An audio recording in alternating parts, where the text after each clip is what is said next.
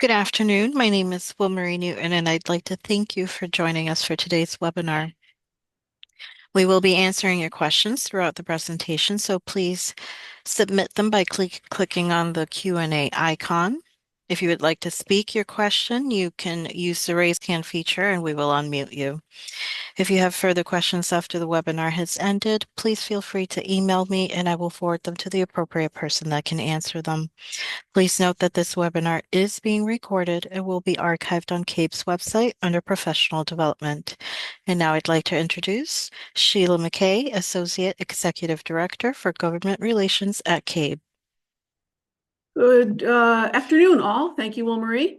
I just wanted to give you all, you're attending Lobbying 101 for Connecticut's General Assembly, and we're just going to get into it in terms of some of the logistics around how the legislature operates. So feel free to ask me questions throughout, and I'm going to start. So we value doing this for you because we know that you as a school board member in Connecticut are a arm of the legislative process in terms of it's your arm of the state process, I should say, the state government process in terms of the state has deemed you an advocate on behalf of children in Connecticut, students in Connecticut.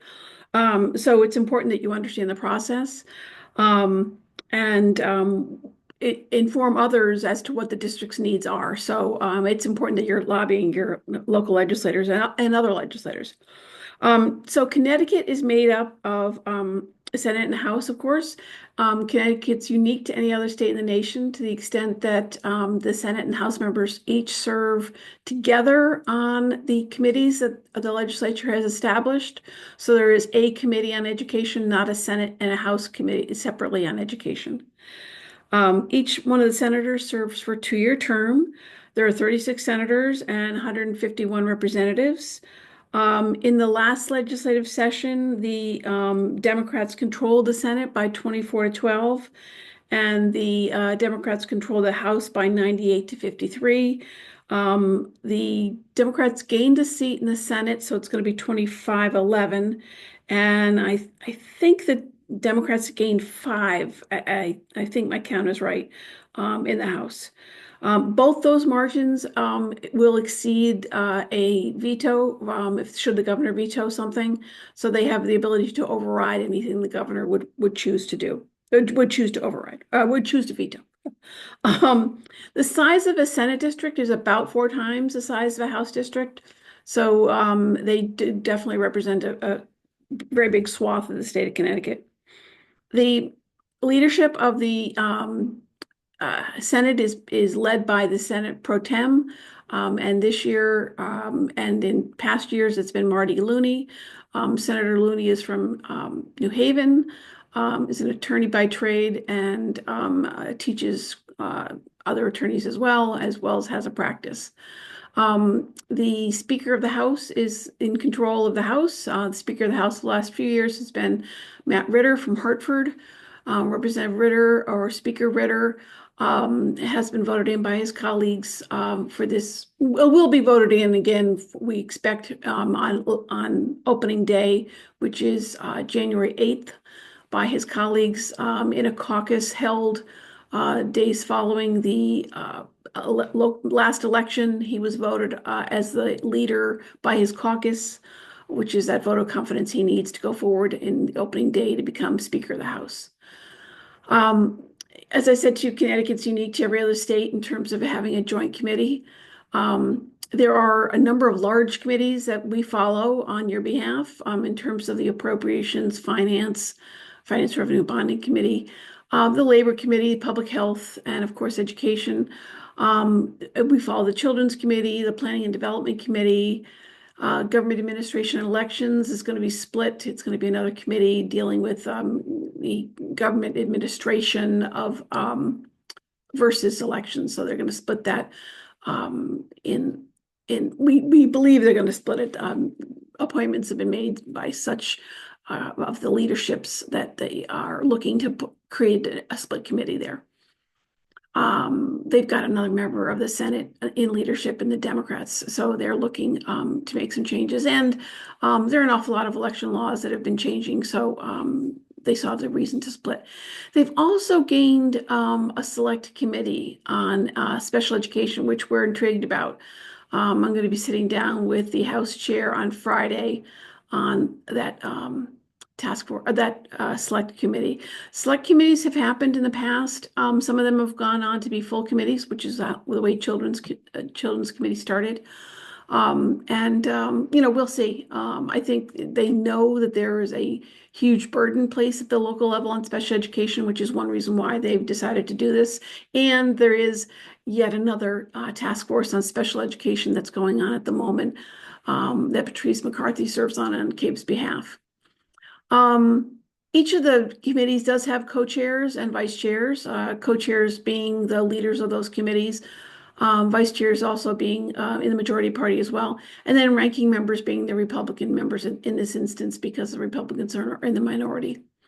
So in education in particular, the co-chairs will be yet again Senator Doug McCrory from Hartford, Bloomfield, and Windsor. And then Jennifer Leeper, Representative Leeper, will now be joining, moving up from, vice chair to be the co-chair of the Education Committee in the House. She represents Fairfield and Southport. And then the ranking member in the Senate will be Senator Eric Berthel, who has been the ranking member for a number of years. He represents, let me list them: Bethel, Bethlehem, Bridgewater, Brookfield, Middlebury, Oxford, Roxbury. Oh, I don't know what that is. My shorthand. Southbury, Washington, Waterbury, and Woodbridge. Seymour, that's the other one, SEY, Seymour.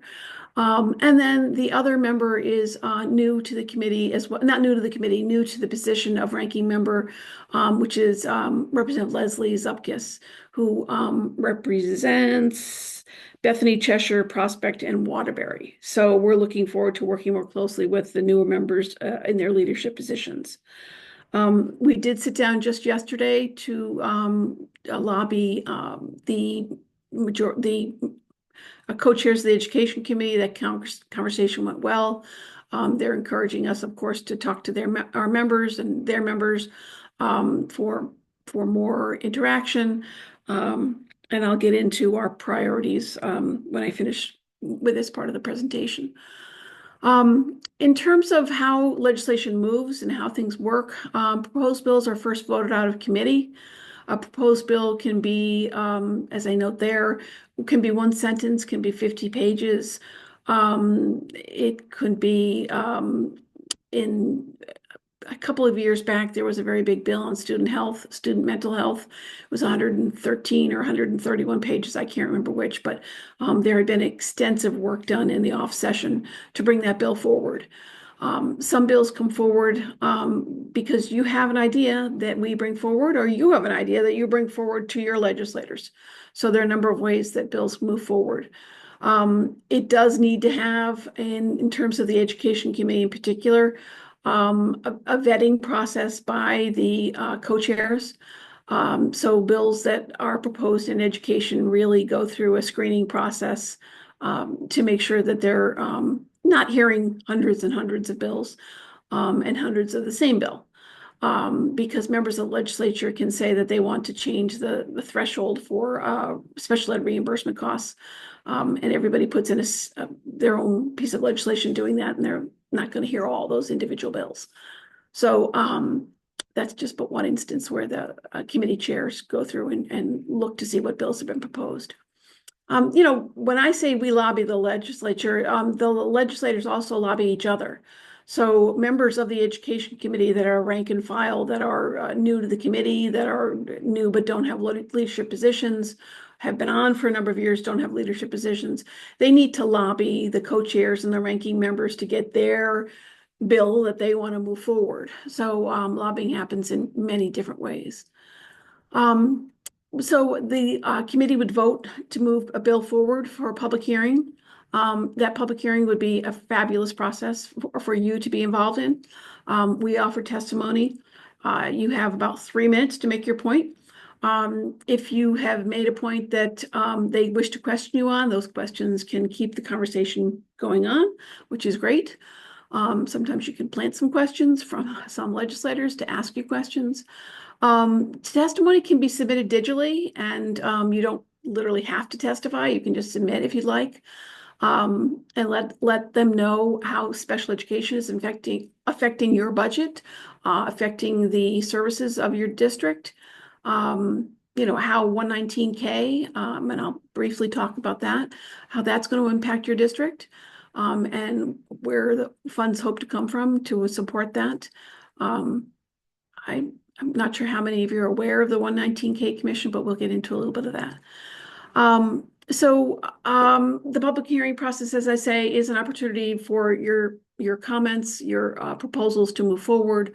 You may see a bill that's moving forward and say, but line 39 should say may versus shall, which is always a big thing we're looking for.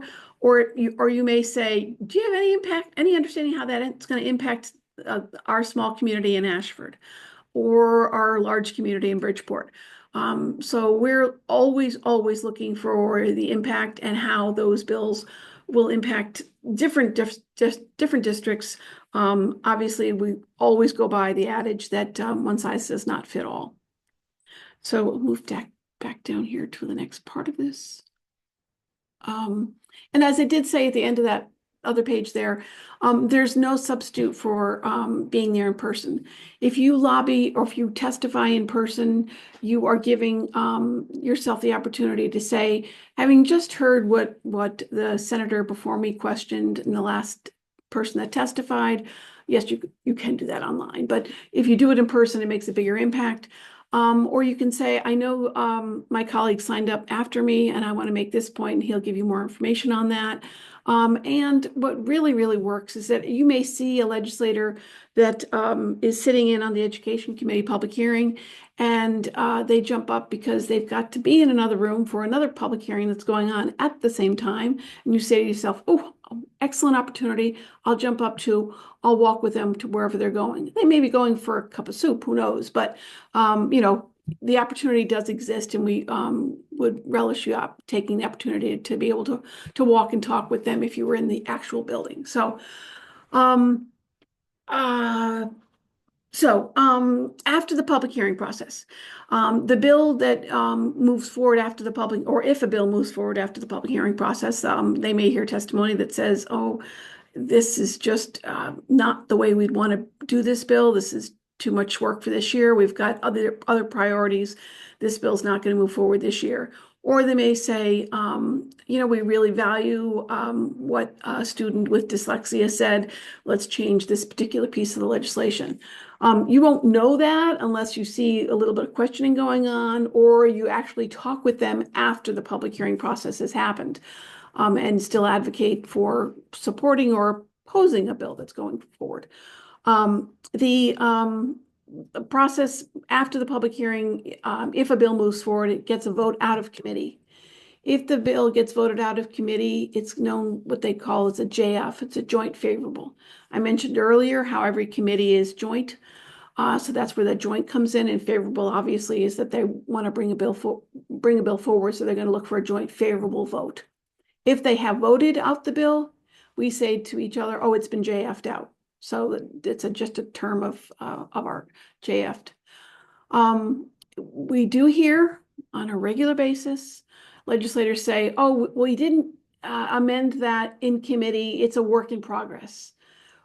That can be a good thing. It can be a bad thing. A work in progress can be supporting something you want to know that they're going to make that change because they've said they're going to make it. They haven't made it yet, but we agreed to make it. Or you're upset that the bill is still holding on when it's a bill that you would like to see die. So you've got more work to do. A JF or JFS being substitute language, if they do vote in an amendment in the committee process, those bills would either move forward to the Senate or the House, or they could go to another committee. I use the example, if it's a school transportation bill, it may start in education, but it does impact or does have cognizance or is germane to what maybe the Transportation Committee would like to take a look at. So the bill could be JF or JFS to the Transportation Committee, and then they could hold a meeting on that bill. They wouldn't hold another public hearing. The public hearing process would be over, but they could vote it out. They could take a vote on it in their committee. Um, if a bill goes straight to the Senate or the House, it awaits the calendar, and I'll get into a little bit more of that. Each one of the bills that gets onto the calendar does go through a screening process, the House and Senate and Democrats and Republicans. So those four different caucuses will meet typically on a Monday before a Wednesday session, and talk about what bills are ready to move, what bills are ready to be voted on. You could see that within those conversations, or you wouldn't see because we're not involved in the screening process, but you might see after that amendments being filed, and those are public. You can look at the amendments that are filed. When you know a bill's moving forward, you might see amendment that's filed and say, oh, okay, that must have been a point of conversation within the screening process. They're going to change that line or take out a section or add a section. So that's when you kind of know a bill's moving as well. The Senate members, as I said, will screen, and then usually they'll let us know, members of the public know, and lobbyists that are in the public domain know that a bill's moving forward that day, with reviewing as they're going into session which bills are a go for that day. And you need to be in the chamber listening or online listening to what they're doing to get a go list from them. House is a little different. The House will not caucus before every session, but they will put out a go list about an hour before. And that gives us an understanding as to what bills will be moving forward. In the last, I'm going to say 4 or 5 years, or no more, the House leadership has sat down, the House leader, Speaker of the House and the Majority Leader have sat down half an hour prior to them going into session, and talked to the press about which bills, or what are the big bills that'll be moving forward that day. If it's a particularly big bill, they'll have the chair of that committee in there with them as well to be able to answer any questions and promote the bill moving forward to the press. And that's always a really good session to watch, because you get a sense of what the press is looking to highlight in articles that might be going forward. And it may be a bill that involves the environment or the banking industry that I have no sense of because it doesn't affect us. And it gives me a sense of how big that bill is going to be that day, or just a general understanding as to, what that bill is. And it's always good to have a good general knowledge of what the legislature is doing as well. We have, in terms of CABE's process, set out our legislative agenda just in the last month.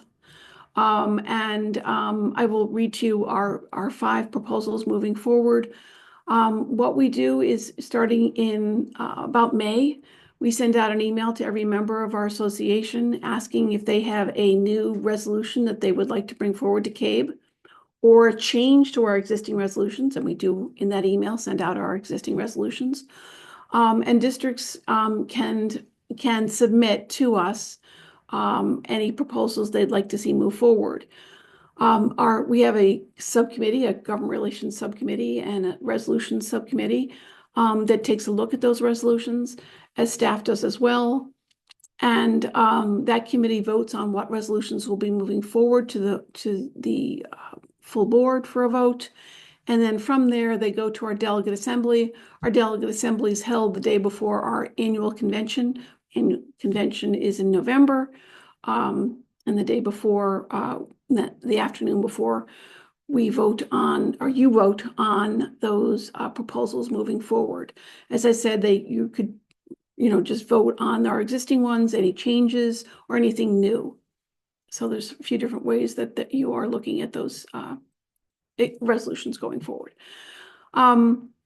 We then the State Relations Committee meets, and any member of CABE can be a member of our State Relations Committee, our Government Relations Committee, our Resolutions Committee. Um, and the State Relations Committee meets after the Delegate Assembly and says, okay, which of these 60 some odd resolutions that CABE holds will move forward for a real priority in the legislature this year. So we have five, and I will quickly discuss them now. I don't know how I'm doing on time. I don't know. I don't have a clock. Well, I'll You're move. you're I'm good. good. It's Yeah, 12:20, Sheila. great. Thank you. And again, I'll take questions at any point. So CABE has moved forward on five proposals. Increase the ECS Foundation, the Education Cost Sharing Foundation. The foundation is a factor within the formula. It's one of the factors that was when the formula was first established, it was a factor that was set in place to grow with inflation. It has last been increased in 2013, and before that, I would say it may have been well more than a decade before 2013 that any change had been made. Um, it stands at 11,525. Um, this is something that we're asking the legislature, or you're asking, we are asking, to have that foundation level rise. We do recognize that the legislature has made great increases in the last two the last session increased to in ECS, which has been beneficial to many districts, almost every district. And in districts where there wasn't an increase, there was a hold harmless. So that's been helpful too. But in terms of a understanding as to the formula itself, if that foundation level rose as it should with inflation, it would be less of a burden on the legislature as a whole if they were doing right by that factor in the formula to have that rise. Special education is the other side of the financial coin in your district budgets. We are asking to fully fund the excess cost reimbursement grant by removing within available appropriations language and provide resources for collaborating initiatives that meet special education needs. The For many years, we've been hearing that a lot of the time your special education portion of your budget is about 20% of your general budget, your full budget. And your student population is creeping to beyond 17% of your student population assumes that budget. Um, we do know that it being a reimbursement grant, there is never any understanding as to how many students your districts will be seeking reimbursement for. So that's the unpredictability of the grant. So we want to, first of all, make sure you understand it is a reimbursement grant. And the other impact is that the legislature sets out a certain dollar value to assign to that line item.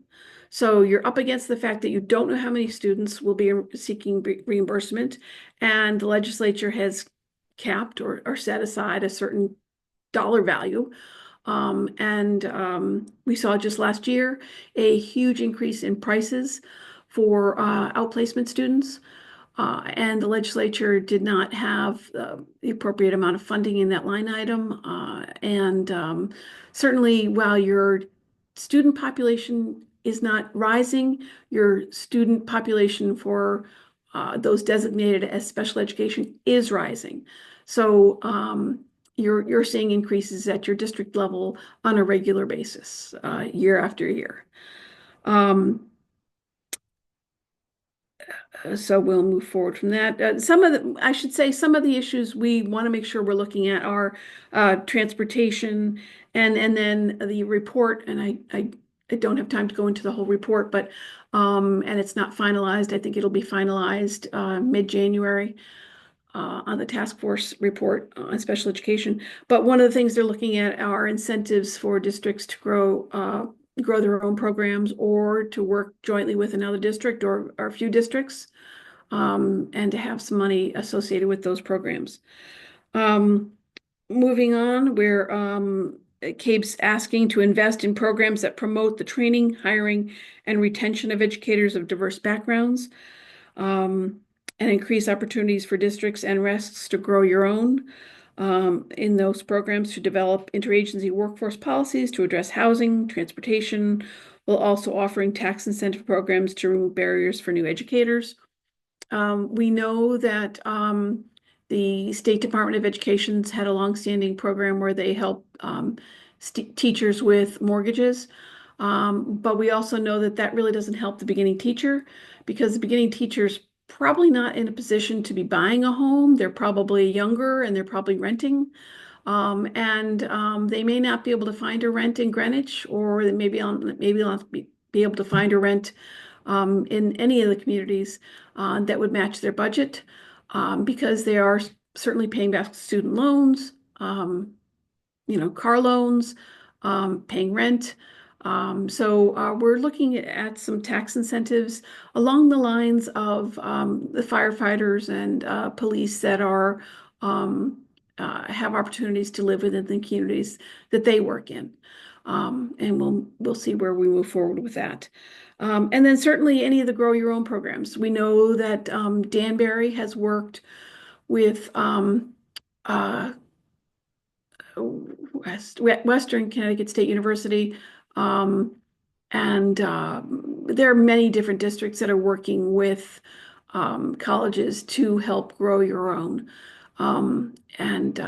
We want to support those programs. We know that there are not huge numbers of potential teachers that are going through those programs, but the dedication of student teachers that go through those programs to the community that they're now working in, maybe as a paraprofessional, would likely mean that they would stay in those districts. So it is an investment for your district to have those programs available. Um, Moving on, we would like to see districts commit the legislature commit state funding to enable districts to support the continued need for counselors and mental health staff. We know with the on being on the backside of COVID, that many of the funds that were utilized by your districts to help students have gone away, and that students have relied and you as a district have relied on having more mental health staff assigned to your districts. So many of you are cushioning into your budgets for the next year or so an additional mental health social worker, um, whatever position you're looking for, social worker, guidance counselor, what have you. And we would like to see the state recognize the fact that that is now a necessary part of your budget going forward in terms of increasing or maintaining the services that you have for special education, for mental health needs for students. Um, and then, and actually, I should say too, in an interesting point made by Lon Seidman yesterday, he said that the the mental health staff that they have on hand in Essex aren't just working with the students; they're also working with the parents. So it's a service that obviously supports the students, but really supports the parents as well. So it's a useful, helpful, necessary part of your budgets going forward. And then our last proposal is to maintain local responsibility for education policy and curriculum. Um, we know that with the passage of the reading bill last year, there were a number of communities that said, how is it the state knows better than we do? And have you really looked at the program that we have in place? We have had increases in our reading scores. Well, that was not the case in every district. And a number of legislators saw growth that was happening in other states using this program. The state legislature did ultimately decide to move forward with this piece of legislation. So we just want to make sure that they are more aware of the fact that you all have an understanding as to who your student body is and the resources that you have available. And we just want to make sure they're made aware of that. So that concludes really, I mean, I can get into 119K, but I'm happy to take questions. I don't know how many people we have on that are board members, but please ask of me. This is an opportunity.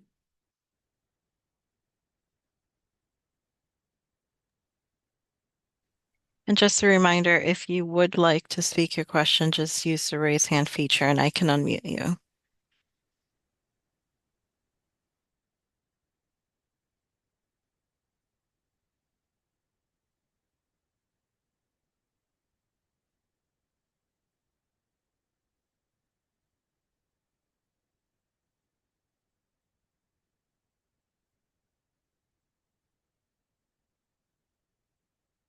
All right, let me just ask you all then a few questions. Have any of you had legislative breakfast, had the opportunity to invite your legislators to your board meetings? And if you haven't, I would encourage you to do so. We are holding area breakfasts with legislators and board members and soups. We did have one in Waterbury, which involved Waterbury, Litchfield, Region 15, that area last week.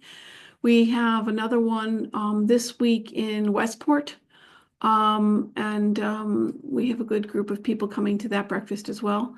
If you can't get to our breakfasts, if you see the value in doing this, I hope you do see the value in doing this at your district level. I would encourage you to do so. They best learn when they hear from you all, and they best learn what's important and how you can best advocate when you invite them to a board meeting. So those are important things that we're doing. We're doing another breakfast on January 3rd in the RAM area, the regional RAM regional district, which is Andover, Marlborough, and Hebron. And then we'll do another one on the 24th of January down in East Lyme. And the Hartford area one will be February 11th. And we have more to schedule. That's part of the work I'm doing this week is scheduling those breakfasts. So I guess with that, Sheila, did you see the question, oh, when is the legislative breakfast in the Norwich area? I don't know if you covered that. yeah, I know that one has not been scheduled yet. Or if that is that the one, the East Lyme one? Area 9. Area 9. Area 9, I think encompasses East Lyme. I gotta find out. Who's asking? Where are we? Where did we go? Ellen Rattel? Okay, Ellen, we'll get back to you. I'm forgetting my geography in terms of how far. I don't think East Lyme covers area 9, but we'll get back to you and let you know that area. I would, without going into all the great detail, I would encourage you to look at the 119K Commission online. The 119K Commission is 119,000, K being 1,000, students that are disengaged across the state of Connecticut. That designation was made by a report by the Boston Consulting Group at the behest of CCM, the Connecticut Conference of Municipalities, and, well, maybe more so, I should say, the Dalio Education Foundation. So Dalio put together this commission.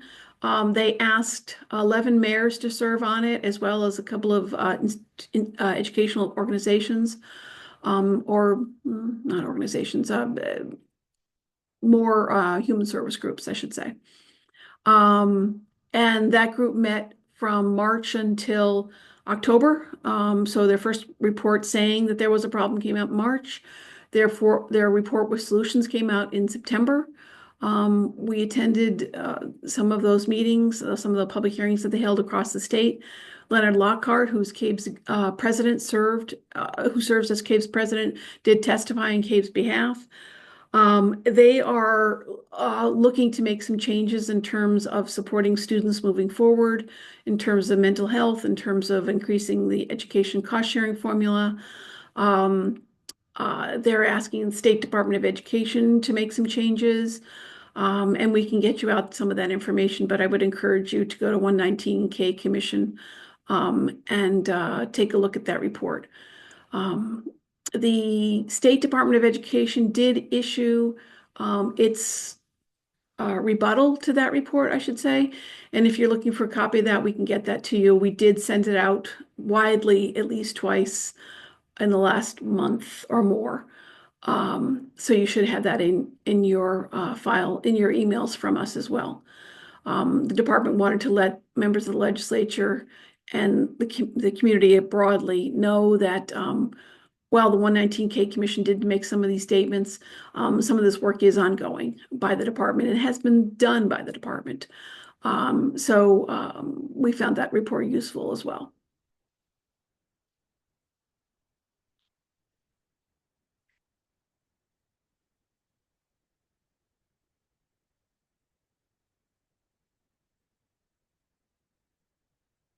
Thank you. Thank you, everyone.